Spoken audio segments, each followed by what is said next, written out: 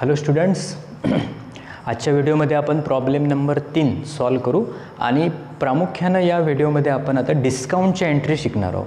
Discount जर एक्झाम्पलमध्ये दिलेला असेल तर कशा प्रकारे एंट्रीज करायच्या, त्याची ट्रीटमेंट कशी करायची आजच्या व्हिडिओमध्ये आपण बघू.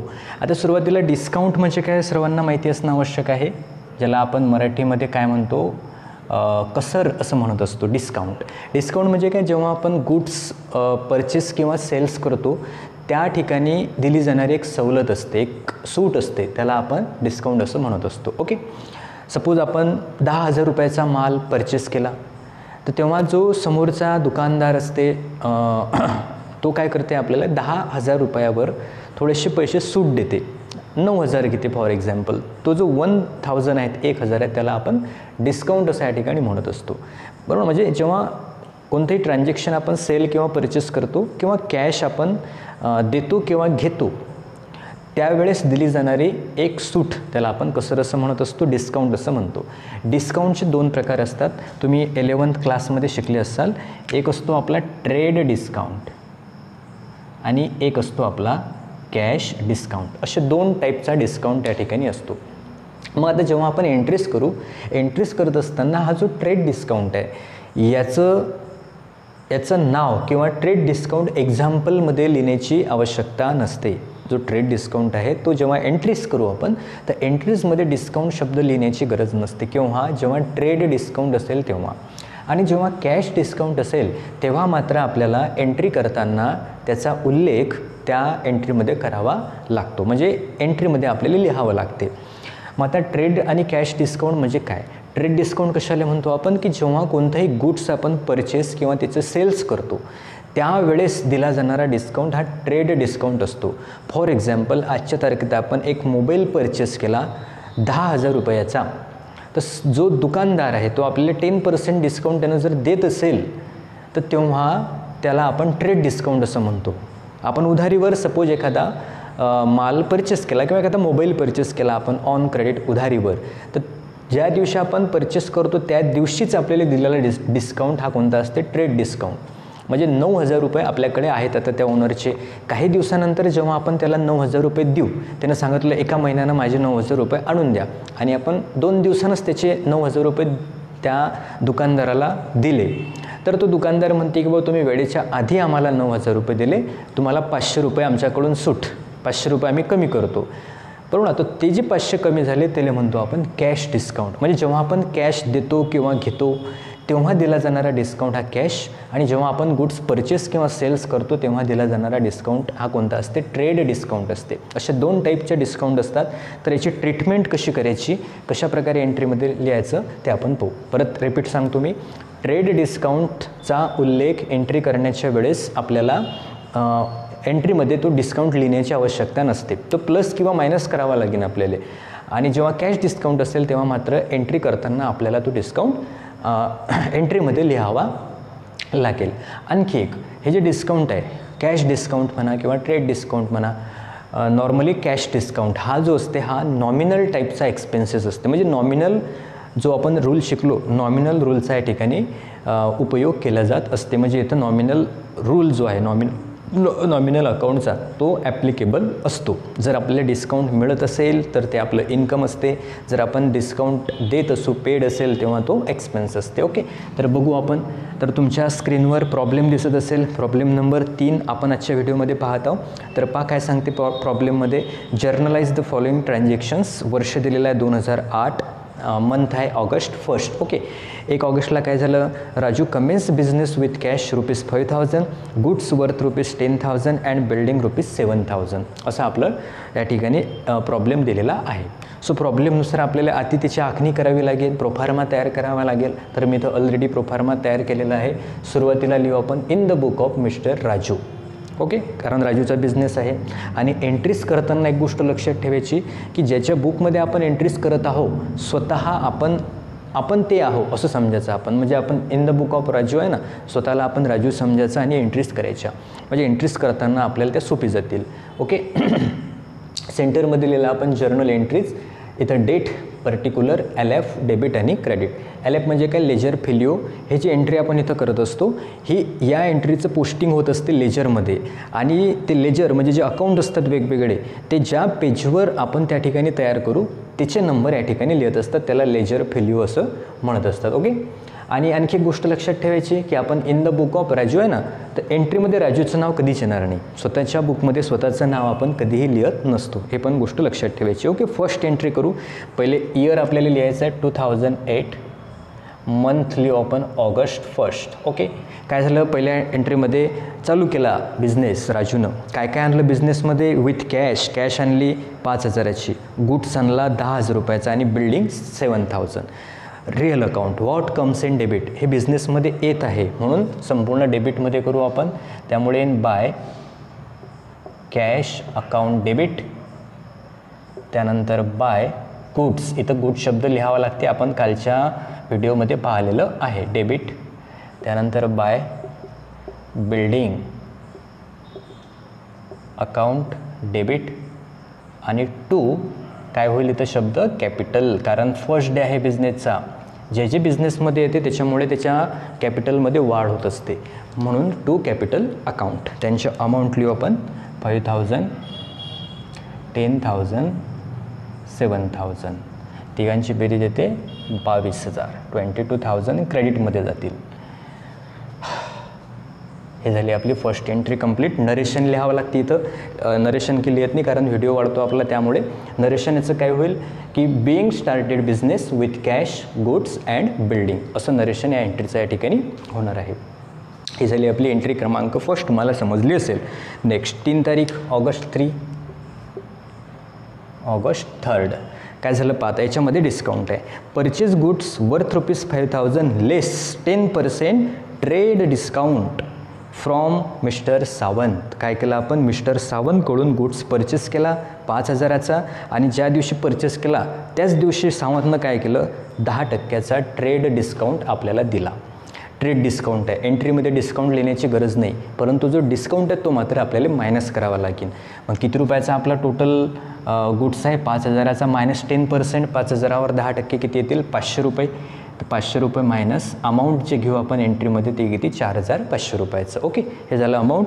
एंट्री काय तयार होईल त्याची, परचेस गुड्स, आणि फ्रॉम कोणाकडून आहे, सावंत. आपण कालच्या व्हिडिओमध्ये पाहिलं, जेव्हा कोणत्याही ट्रान्झॅक्शनमध्ये कॅश शब्द नसते तर आपण असं समजतो पर्सनचं नाव आहे आणि कॅश शब्द नाही, असं समजतो आपण की तो ट्रान्झॅक्शन ऑन क्रेडिट आहे, उधारीवर आहे.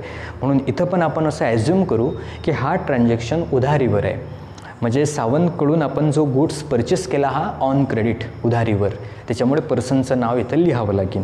मग पाहायचं सावंत आहे, सावंतसाठी रूल कोणता, पर्सनल अकाउंट. पर्सनल अकाउंटचा rule debit the receiver, credit giver. आपण परचेस केला गुड्स सावंतकडून, सावंत आहे गिवर, आपण आहोत रिसिवर गुड्ससाठी, बरोबर. त्याच्यामुळे सावंत अकाउंट क्रेडिट करावं लागेल. आणि डेबिटमध्ये काय लिहू आपण, परचेस आहे, कालच्या व्हिडिओमध्ये ते पण पाहिलं आपण. परचेस ऑलवेज डेबिट आणि सेल्स ऑलवेज क्रेडिट, म्हणजेच बाय परचेस अकाउंट डेबिट आणि टू सावंत किंवा मिस्टर सावंत अकाउंट, अशा प्रकारे एंट्री होईल. अमाऊंट आपण आधीच काढलं, 4,500 डेबिट आणि 4,500 क्रेडिट. ही झाली आपली सेकंड नंबरची ट्रेड डिस्काउंटची एंट्री. याचं नरेशन आपल्याला लिहावं लागेल की being goods purchase from Sawant with 10% discount, अशा प्रकारे नरेशन येईल. Being goods purchase from Sawant with 10% discount. Okay, समजली असेल असं गृहीत धरतो मी. नेक्स्ट पुढची तारीख पहा, 4 तारीख ऑगस्ट 4.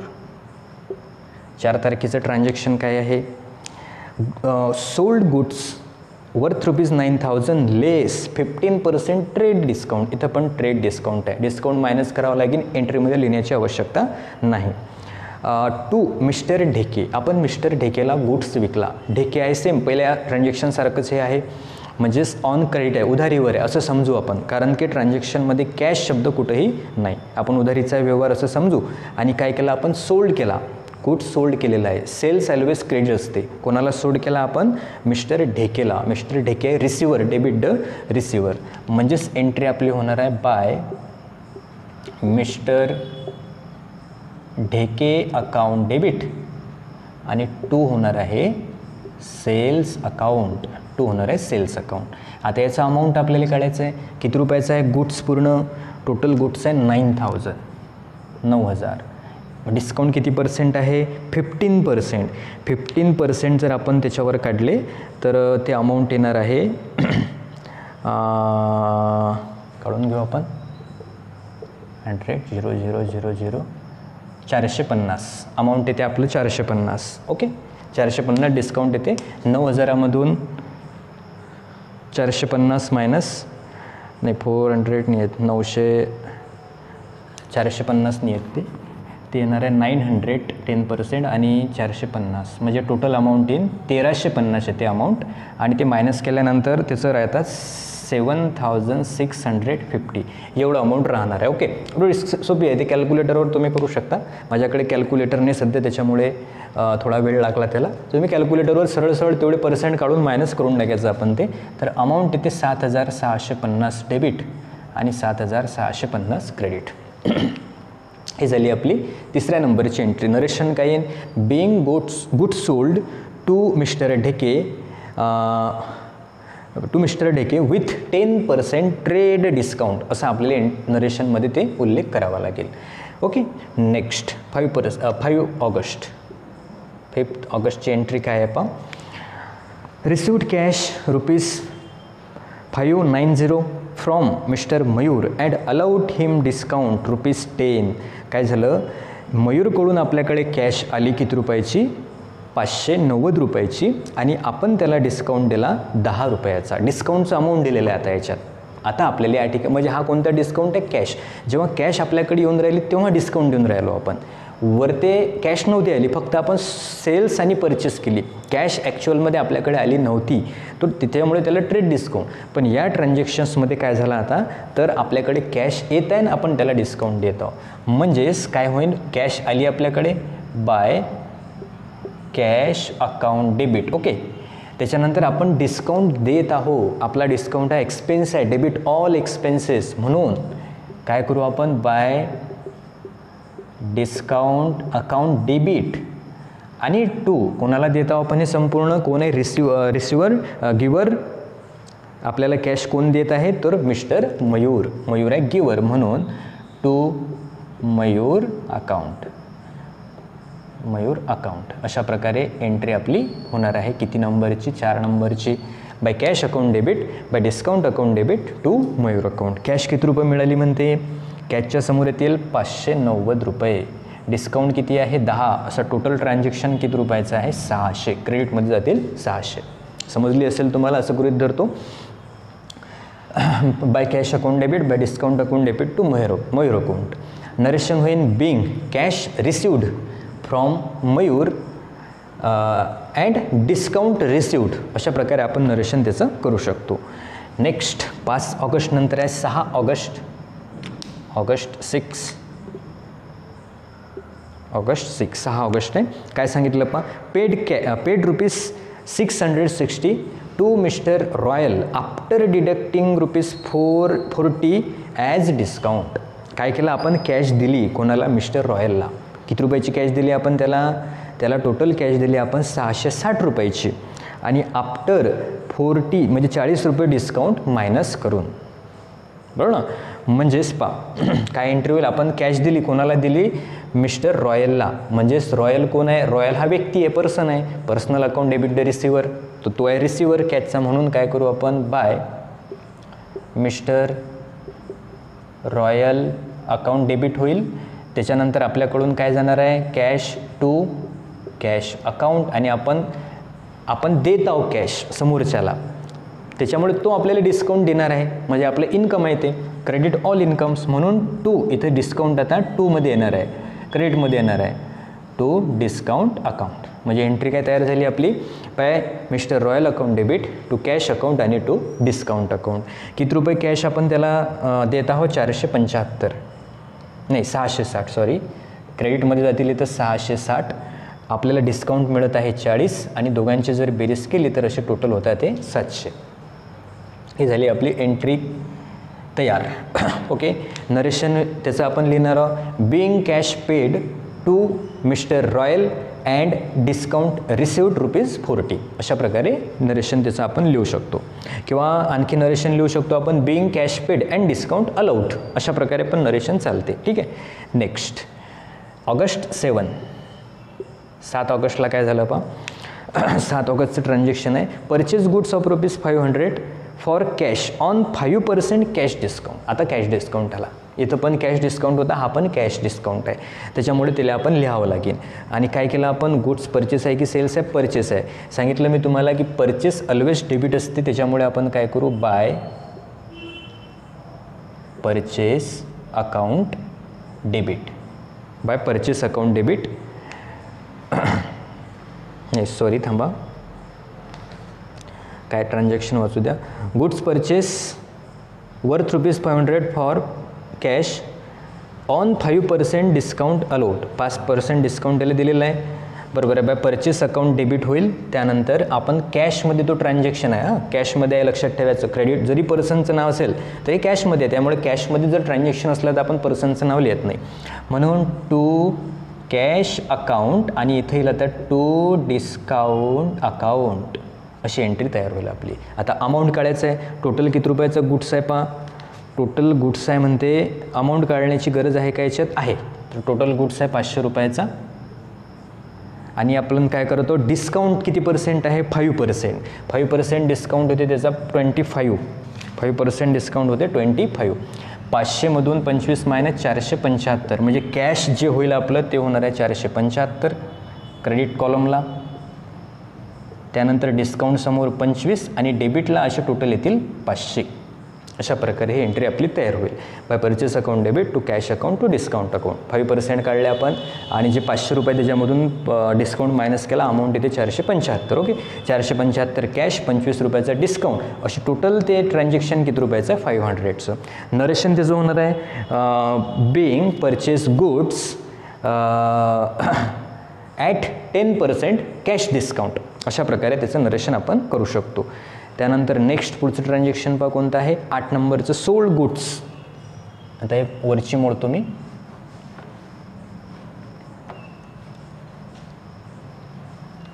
दोन एंट्रीज आपल्या आणखी बाकी आहेत.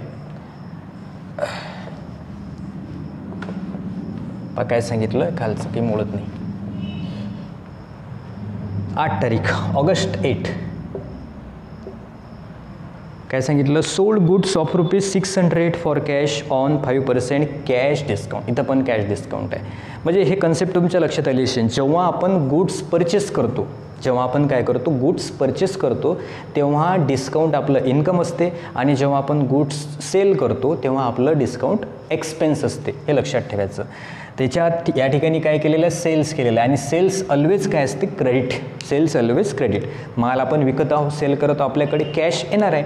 म्हणून व्हॉट कम्स इन डेबिट, म्हणून बाय कॅश अकाउंट डेबिट. त्याच्यानंतर इथं जो डिस्काउंट आहे तो आपला एक्सपेन्स असणार आहे. म्हणून बाय डिस्काउंट अकाउंट डेबिट आणि टू सेल्स अकाउंट. आलं लक्षात. इथं आपण क्रेडिटमध्ये लिहिला होता. परचेस जेव्हा केली तेव्हा क्रेडिटमध्ये डिस्काउंट आलता. परचेस म्हणजे माल खरेदी केला आपण. जेव्हा आपण खरेदी करतो आणि समोरच्याला कॅश देतो तेव्हा तो समोरचा ओनर आपल्याला डिस्काउंट देत असते, आपल्याला मिळते ते. त्याच्यामुळे ते आपलं इन्कम असते. म्हणून इथं डिस्काउंट क्रेडिटमध्ये लिहिला आपण. इथं आपण माल विकत आहोत समोरच्याला आणि समोरचा व्यक्ती आपल्याला कॅश देईल. जेव्हा तो आपल्याला कॅश देईल तेव्हा आपण त्याला डिस्काउंट देऊ. तर त्याच्यामुळे डिस्काउंट आपलं इथं एक्सपेन्स आहे. म्हणून आपण इथं डेबिटमध्ये लिहिलेलं आहे त्याला, डेबिट ऑल एक्सपेन्सेस. आणि त्याचं आता करेक्शन आपलं अमाऊंट काढू आपण. किती रुपयाचा आहे टोटल माल, ₹600. 600वर 5% ते येतील ₹30. मायनस करायचे 600तून 30 गेले 570. कॅशच्या समोर आपल्याला लिहावे लागतील 570, डिस्काउंटच्या समोर लिहावे लागतील 30 आणि टू सेल्स अकाउंट जातील आपले 600. अशा प्रकारे त्याचं अमाऊंट येईल. नरेशन होईल Bing goods sold with 10% discount. आणि पर्सनचं नाव लिहायचं असेल तर पर्सनचं नाव पण आपण लिहू शकतो असेल ट्रान्झॅक्शनमध्ये तर. ओके. आणि लास्ट एंट्री काय म्हणते पहा, received ₹575 from mister Ramanujan in full settlement of his account ₹600. थोडंसं वेगळं ट्रान्झॅक्शन आहे तसंच. म्हणजे जो रामानुजन आहे त्याच्याकडून आपल्याला ₹600 मिळणार होते, तर त्याच्याकडून आपण घेतले किती, 475. जो रामानुजन आहे त्याच्याकडून आपल्याला कॅश घेणं होती किती रुपयाची टोटल, त्याच्याकडून घ्यायचे होते आपल्याला 600 रुपये. तर आपण त्याच्याकडून ॲक्च्युअलमध्ये घेतले किती 575. याचा अर्थ त्याला सूट दिले आपण, किती रुपये सूट दिले 25 रुपये. एलएस म्हणू आपण कॅश डिस्काउंट. ओके, त्याची एंट्री आपल्याला या ठिकाणी करायची आहे. मग काय होईल एंट्री पहा. लास्ट एंट्री आपली तारीख आहे 10 ऑगस्ट 10. बाय कॅश आपल्याकडे येणार आहे ना, रिसिव्ड झाली कॅश, रिसिव्ड म्हणते म्हणून बाय कॅश अकाउंट डेबिट. त्यानंतर आता आपण त्याला डिस्काउंट दिला, सूट दिले आपण 25 रुपये, म्हणून काय होणार आहे तो आपला खर्च आहे, नॉमिनल एक्सपेन्सेस आहे आपला, नॉमिनल रूल लागेल एक्सपेन्ससाठी.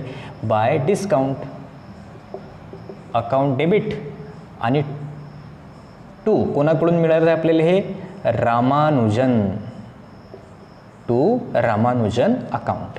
कॅशच्या समोर किती येतील 575, डिस्काउंटच्या समोर 25 आणि रामानुजन क्रेडिट किती होतील टोटल 600. अशा प्रकारे आपली शेवटची एंट्री होणार आहे. बरोबर, बहुतेक तुम्हाला समजली असेल, नसेल समजली रिपीट तुम्ही व्हिडिओ पहा म्हणजे तुमच्या ते लक्षात येईल. आणि याचं नरेशन आपल्याला करायला लागेल being cash received and discount allowed किंवा being cash received with discount असं जरी केलं तरी आपलं त्या ठिकाणी नरेशन जे आहे ते बरोबर असणार आहे. तर अशा प्रकारे आपल्या आजच्या या प्रॉब्लेममध्ये एंट्रीज आपण इथं केलेल्या आहेत. पुढचा प्रॉब्लेम आपण आता पुढच्या व्हिडिओमध्ये पाहू. पुढच्या व्हिडिओमध्ये आपण पाहणार आहोत GSTच्या एंट्री ज्या आपल्या सिलेबसमध्ये आहेत.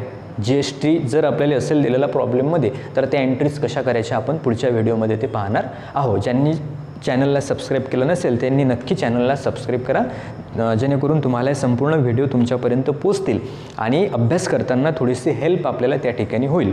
आणि आपण कंटिन्यू आता याच्यानंतर बाकीचे आपले थेरॉटिकल सब्जेक्ट आहेत, Indian contract act, micro economics, याचे पण व्हिडिओ अपलोड करणार आहोत. त्यामुळे चॅनलला सबस्क्राईब करा आणि तुमचे जे मित्रमैत्रिणी असतील त्यांना हा व्हिडिओ शेअर करा, त्यांना पण चॅनल सबस्क्राईब करायला सांगा. ओके, तर आता भेटू आपण पुढच्या व्हिडिओमध्ये. Thank you so much.